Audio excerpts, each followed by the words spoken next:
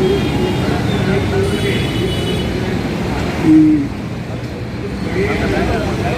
ധർണയിൽ സംബന്ധിക്കുന്ന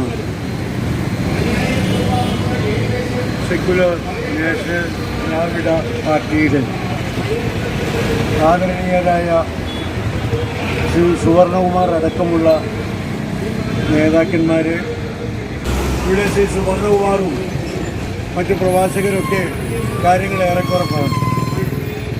തികച്ചും അടിസ്ഥാനപരമായ ഒരു ജനാധിപത്യ സംവിധാനത്തിലും മതനിരപേക്ഷതയിലും അടിസ്ഥാനമാക്കിയിട്ടുള്ള ഒരു രാജ്യത്ത് ഏറ്റവും അനിപേക്ഷണീയമായ ഒരു വസ്തുതയാണ് ഇന്ത്യ രാജ്യത്തിലെ പിന്നോക്ക വിഭാഗങ്ങളെ പ്രതിനിധീകരിച്ച് ശ്രീ സുവർണകുമാറിൻ്റെ നേതൃത്വത്തിൽ ഈ ധർണ മുന്നോട്ട് വെക്കുന്നത്.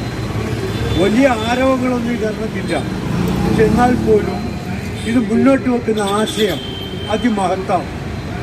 നമ്മുടെ രാജ്യം നിലനിൽക്കുന്നത് നമ്മുടെ ഭരണഘടനയിലാണ്. ലോകത്തിൻ്റെ മുമ്പിൽ ഇന്ത്യ തലയുയർത്തി നിൽക്കുന്നത് നമ്മുടെ ഭരണഘടന കൊണ്ടാണ്. അത് ലോകത്തിലെ ഏറ്റവും ഉന്നതമായ ഭരണഘടന എന്ന് ലോകം ഐക്യകണ്ഠേന അംഗീകരിച്ചതാണ്. ഇത്രയും ബൃഹത്തായ, ഇത്രയും കാര്യക്ഷമമായ, ഇത്രയും പ്രായോഗികവൽക്കരിക്കപ്പെട്ട ഒരു ഭരണഘടന ലോകത്തെവിടെയില്ല, പ്രത്യേകിച്ച് ഇന്ത്യയെ പോലുള്ള രാജ്യത്ത്. ഇന്ത്യക്കുള്ള പ്രത്യേകത എന്താണ്? ലോകത്തിലെ ഏത് രാജ്യങ്ങളിൽ പോയി നോക്കിയാലും അവിടങ്ങളിലൊക്കെ ഒന്നുകിൽ ഒരു സമുദായം അല്ലെങ്കിൽ രണ്ട്, അത്ര തന്നെ ജാതി ഉണ്ടാവുള്ളൂ, ഒന്നോ രണ്ടോ. രാഷ്ട്രീയ പാർട്ടികൾ നോക്കിയാലും അത്രയും ഉണ്ടാവുള്ളൂ, രണ്ടോ മൂന്നോ ഉണ്ടാവും. പാകിസ്ഥാനിൽ പോലും 3 രാഷ്ട്രീയ പാർട്ടികളുണ്ട്. മതം ഏകമത രാജ്യങ്ങളാണ് പലതും. അത്തരം രാജ്യങ്ങളിൽ പോലും ഒന്നോ രണ്ടോ അന്യ രാജ്യത്ത് നിന്ന് കുടിയേറി പാർത്തവരല്ലാതെ ഒറിജിനൽ അത്തരം രാജ്യങ്ങളിലൊക്കെ ഒന്നോ രണ്ടോ സമുദായം ഉണ്ടാവുള്ളൂ. പക്ഷെ ഇന്ത്യ അങ്ങനെയല്ല.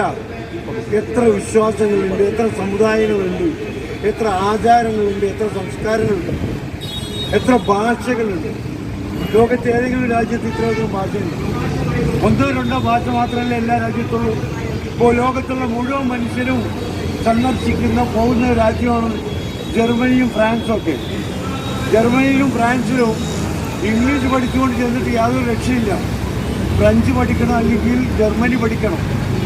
പക്ഷേ ഇന്ത്യ ഈ ഒന്നോ രണ്ടോ ഭാഷയല്ല, ഒന്നോ രണ്ടോ മതമല്ല, ഒന്നോ രണ്ടോ ജാതിയല്ല, രണ്ടോ മൂന്നോ സംസ്കാരമല്ല, വേഷങ്ങളല്ല, ഒന്നുമല്ല, നൂറുകണക്കിനാണ് എല്ലാം.